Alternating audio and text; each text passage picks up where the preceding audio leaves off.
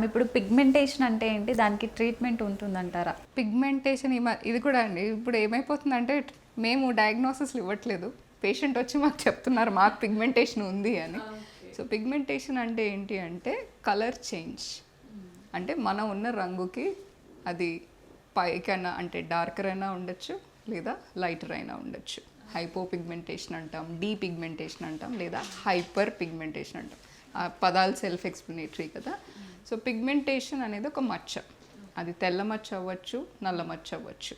So that is the one reason. And మచ్చ ఎన్నో చెప్పాలంటే కనీసం ఒక 100 రకాల డిసీజెస్లో మనకి వస్తూ ఉంటుంది. It's very commonly seen. నల్ల మచ్చ రాగానే ఏంటంటే దాంట్లో కూడా చాలా రకాల కండిషన్స్ ఉంటాయండి. సింపుల్ యాజ్ దట్ అంటే ఒకవేళ మనకు పింపుల్ వచ్చింది అనుకోండి, అది తగ్గేటప్పుడు కూడా మనకి నల్ల మచ్చ పడవచ్చు.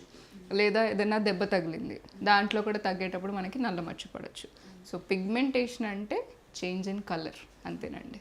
ట్రీట్మెంట్ ఉంటుందా మరి దానికి కాస్ట్కి తగ్గట్టు ట్రీట్మెంట్ ఉంటుంది. సో దేనివల్ల మనకి మచ్చ వస్తుందో దానివల్ల మనం దానికి ట్రీట్మెంట్ చేస్తాం. ఫర్ ఎగ్జాంపుల్ ఇప్పుడు తెల్ల మచ్చల రోగమే అనుకోండి, అంటే దాంట్లో కూడా ప్రతి తెల్ల మచ్చ బొల్లి మచ్చ కాదు. బొల్లి అనే భయం చాలామందికి ఎక్కువ ఉంటుంది, దాన్ని విటిలిగో అంటాం. కాకపోతే అది ఒక ఆటో ఇమ్యూన్ కండిషన్, అంటే మన నల్ల కణాలని బాడీ అక్కడ దాన్ని డిస్ట్రాయ్ చేస్తూ ఉంటుంది. ఇప్పుడు తెల్ల మచ్చలు పడ్డాయి దీనివల్ల కావచ్చు. అండ్ కొన్ని కండిషన్స్లో అంటే సన్ ఎలర్జీలో తెల్ల మచ్చలు రావచ్చు, డ్రై స్కిన్ ఉన్న వాళ్ళలో తెల్ల మచ్చలు రావచ్చు. So depends on the cause.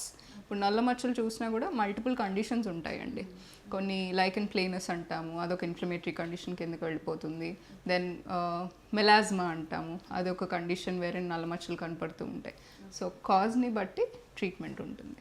ఇప్పుడు పిగ్మెంటేషన్ అంటే మచ్చలు అలా చెప్తున్నారు, మచ్చలలో ఎన్ని రకాలు ఉంటాయంటారు? మచ్చ అదే అంటున్నాను, రంగుని బట్టి మచ్చ ఉంటుంది. కానీ డిసీజ్ కండిషన్ మచ్చ అనేది ప్రతి మచ్చ is not doesn't mean that okay దీనికి అండర్లైన్ కండిషన్ తెలుసుకోకుండా కలపడగానే మచ్చ పిగ్మెంటేషన్ అంటే it's a very broad term అండి.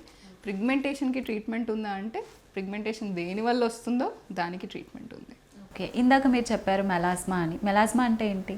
మెలాస్మా మామూలుగా మనం మంగు మచ్చలు అంటూ ఉంటామండి. వెరీ కామన్గా ఎక్కువ ఫేస్ మీద కనపడుతూ ఉంటుందన్నమాట.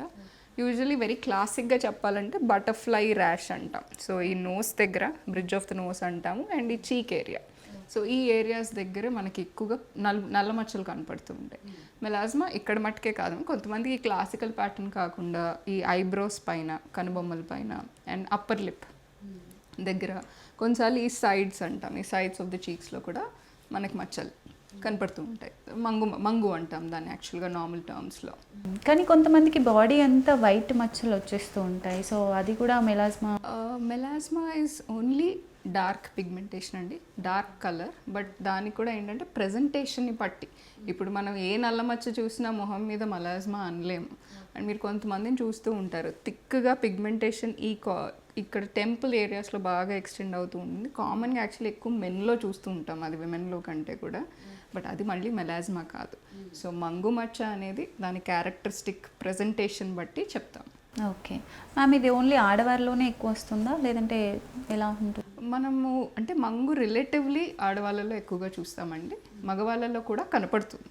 సో ఆడవాళ్ళలో కొంచెం ఇన్సిడెన్స్ ఎక్కువగా ఉంటుందండి. That's what we tend to see.